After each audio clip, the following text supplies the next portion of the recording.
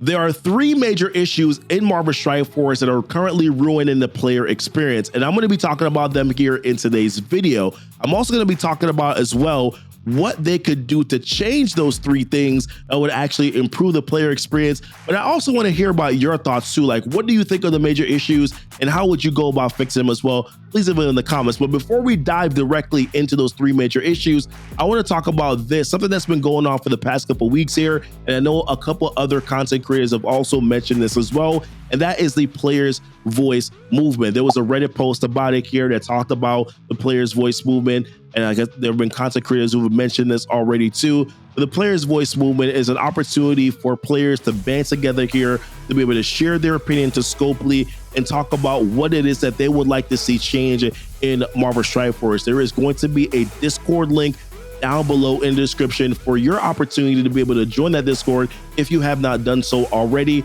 I like the movement, although I am a little bit skeptical, right? Because things like this have happened over the past couple of years, and there have been some minor changes from it, but it hasn't always worked. The one thing that gives me a little bit of vote of confidence here is that they have actually responded back to letters that have already been sent to them, addressing some of the things that we have talked about here. There haven't been any changes yet, but they have definitely addressed a few things. So if you want to be a part of that movement here, when we first started out, I've been there since the beginning. In the Discord, there was, I think it was only like 50 or 60 people that were there. I believe it's now up to over 4,000. So if you have not joined that player Discord yet, then definitely join it. I'm going to leave that link, like I said, down below in the description. But that is it, guys. Let's actually dive into the rest of the video here. And the very first thing that I think is a major thing that they need to change is the farmability for characters. Man, like how in the world is Agatha still not farmable in Marvel Strike Force? This woman has been out for the past year and some change, and they've done this before, right? Emma Frost, we've seen Icarus. Icarus is still not farmable. He's in Premium Origin, exclusive character, very rare drop. That character is not farmable. Sunfire is not farmable. What burns at us a little bit more with Agatha and Sunfire is that you actively need these characters or Agatha and Sunfire in order to be able to unlock Apocalypse, right? Which of course is part of the reason why a lot of players are frustrated, because Apocalypse was released and it wasn't really that great of a character, but improved since then. But whatever, digress, right? Let's talk about the farmability. The fact that you need Agatha on the Darkhold team in order to be able to unlock Apocalypse is what makes it feel even worse. And in a hero collector game where you cannot reliably collect heroes, that's also like not cool. You know what I mean, if you ask me. And that's been definitely a lot of frustration for a lot of players. I had a player that came back to Marvel Strike Force after about being gone for about a year or so, and they asked the question like, hey man, Agatha still is farmable yet? And I'm like, no bro, Agatha is not farmable. That should not be the case here. There needs to be a character cadence, and this is what my improvement to the suggestion here. There needs to be a character cadence in Marvel Strike Force for farmability. I've said this before to them, by the way, so this is not new, but character offer goes out here. Then the event for the character goes out here. And then 2 or 3 months after that, you are making the character available to be farmed, whether in a campaign node or target farmable in the store. I'm not talking about the stupid orb. I'm talking about actually targeted every single day to be farmed. Like they're going to be there. That needs to be implemented in Marvel Strike Force, because players get very discouraged when they miss an event because they have real life things going on. Like if you miss an event for a character because you got real life stuff going on, that sucks. What are you supposed to do? Like, hey, if you had to go to the hospital or you were out on vacation, like, okay, now you missed a character event. They should not be massively penalized. There should be at least some other ways for characters to be able to get charged. And there have been ways to get charged for Agatha here, but there's still players who I know that haven't even unlocked the character yet, or they have very low stars on the character, so they're not able to do much.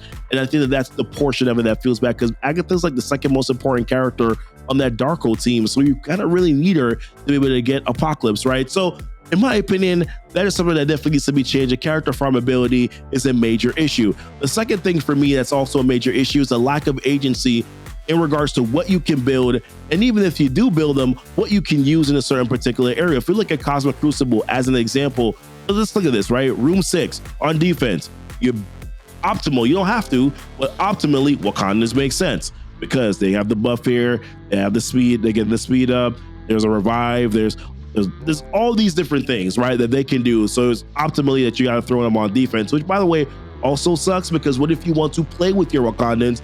You kind of really are screwing yourself a bit by not throwing them in room 6. Then you have room 5, where it's Tangled Web and Eternals, and they make Tangled Web Eternals act like Tangled Web characters. And then we have Hero Mutants here, which of course was the best Hero Mutant Cosmic Crucible team, right? This is just one example. They do it with Raids, they do it with Arena, they do it with Alliance War. My hope was that Cosmic Crucible would have been the exception to the rule, right? Where no, like you have a little bit more flexibility as it pertains to CC, but that has not been the case either. It's been basically the exact same thing, not really giving players a lot of flexibility. I think the first 2 seasons in Cosmic Crucible were probably the better ones, because there was a little bit more at least if you had built other characters before, you could kind of plug and play them in like the skill room or the Mystic, whatever. Like you could plug and play them a little bit there. You could actually do different team variations. There are so many different team variations in the first season. Now it's like this 5-person team thing that you have to use for these multiple game modes. And that lack of agency has ruined, I think, a lot of the experience for a lot of players. It has made it not fun, on top of not being able to reliably get characters or get the character structure that you want, but then also as well, not being able to use the characters kind of how you want to use it. I understand that there needs to be a streamlined process, but there also needs to be a little bit more flexibility in the game as well. I think one way they could do this is eliminating the 5-person team release. I know you're probably going to make a little bit less money. Not really, because players are still going to spend money on other things anyways, right? Whether it's they get the character shards or they get the gear, right? Like whatever. Like they're still going to spend money anyways. You're still getting money, boo-boo, right? But release 3-person teams like Secret Adventures, like New Warriors that they did for Raids, and then give players the opportunity and flexibility to be able to plug and play some characters. How much fun would players probably having using Kingpin in Raids, and using, you know, Shang-Chi and Kestrel in Raids, using Hawkeye on that second node? How many players were having a blast being able to do things like that? Or even in the Mystic section, being able to plug and play a couple of characters. I know I use Weaver sometimes, I know I use Dormammu on certain nodes. Like I'm using Morgan, I'm using Deathpool, I'm using Eternals, right? Although there's always been some sort of a lack of agency in the game, but I think that they've gone really heavy on it, especially with the whole Apocalypse thing last year. They're not doing it again this year, what they said. We'll see what happens. But I do think that this is a major issue, not having that flexibility. I think it's sort of ruined kind of the fun. So 3-person teams, which then give players flexibility to be able to plug and play instead of these 5-person release teams.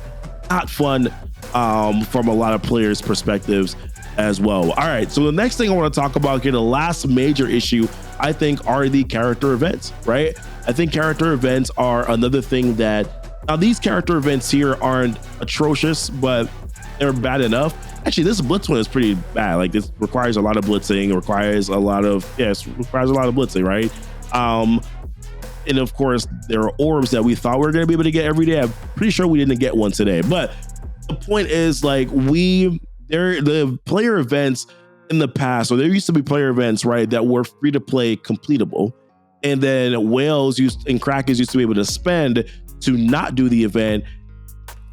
And then, of course, they were spending to get the character shards. Now whales have to spend to get the character shards, but they have to spend an astronomical amount. So they're spending more, but then they're still not able to complete the character event for a particular character, which to me, like, doesn't really make a lot of sense, right, when you think about it. So I think that they've really kind of failed the player base there, and free-to-play events they're really basically no real free-to-play events anymore, right? You have to, or not to complete them, you can probably get the main prize, but you're not able to get towards the end. They have to go back to the place where events are actually for the players and where the offers are for the whales and Krakens. Like, they have to go back to that, because what's happening right now is that you're really sort of widening the gap between the whales and the free-to-play. And the whales can only compete with the whales and Krakens now, and the free-to-play are essentially realistically only competing with the other free-to-play players. Before, when it was a little less widened, there was more competition and there was more fun. Like, free-to-play felt like, hey, I could get a 1-up on someone that's a whale or Kraken if I just figure out a better strategy, right? Like, there was ways to kind of create that competition. But now, like, the competition is not really there. Like, either you have the shards or you don't have the shards, and that's it, right? And then you're not. I've lost a lot of CC matchups because hey, I had the right counter. I did the counter the right way, but I just couldn't overpower them because they were just 300-400K bigger than my team. Like there's nothing that I could do there, right? So, and that's probably the reason why they're doing it, because they're trying to encourage PvPing and for players to spend more money to get the higher PvP characters. So I understand what they're doing, but what they're ultimately, what the result of that is that you're separating, you're winding the player competitive, you're winding the competitive sort of plane to where only whales and the Krakens can compete with each other, which is then going to burn them out. And then free to play is just like, well, F that. Or even light spenders, because really this game is not benefiting Dolphins. Dolphins used to be able to spend a certain amount and still be able to get close to the whales and Krakens. Now they can't anymore. Like I have completely gone, I was a baby Dolphin at best, but I have now gone to the point where what am I spending money on? Like I used to be able to spend $20 and know I would get like 50 or 60 shards. Now, what's the point of me spending $20 when I'm only going to get 30 shards? Like, there's no reason. So you're also eliminating even money that you could be getting from someone like me as well, right? So in my opinion, events need to be back to free to play, and then you let the whales and the Kraken spend on getting the offers, because otherwise you're kind of creating this wide advantage, this wide sort of competitive plane where only X can complete with X, and you were actually better off when free to play felt like they could actually compete, and whales had other people to compete with that were just whales and Krakens. I'm just saying. So those are my thoughts, guys. Those are the three major issues of that thing that are here. What are your thoughts? Leave it in the comments. I want to hear it. I think this is a good discussion to have. I always like to have discussions like this. I usually do unique things like this on my channel quite often, which you guys are probably, if you're subscribed to the channel, you already know. If you're not subscribed, then like and subscribe to the channel, guys. Hit the notification bell so that you know when the videos do go live. Check out the links that are down below in the description. Patreon, Discord, Twitch. Actually, we're going to be implementing a new schedule on YouTube and on Twitch in terms of stream. We're going to be doing once a week on both platforms here. So one day on Tuesday, one day on Thursday, both going to be nights. We look forward to seeing you guys here on some streams, but appreciate you guys watching the video. Until next time, check out the player save Discord. I'm going to be linking that down below as well, guys. But until next time, y'all be blessed. Y'all be safe.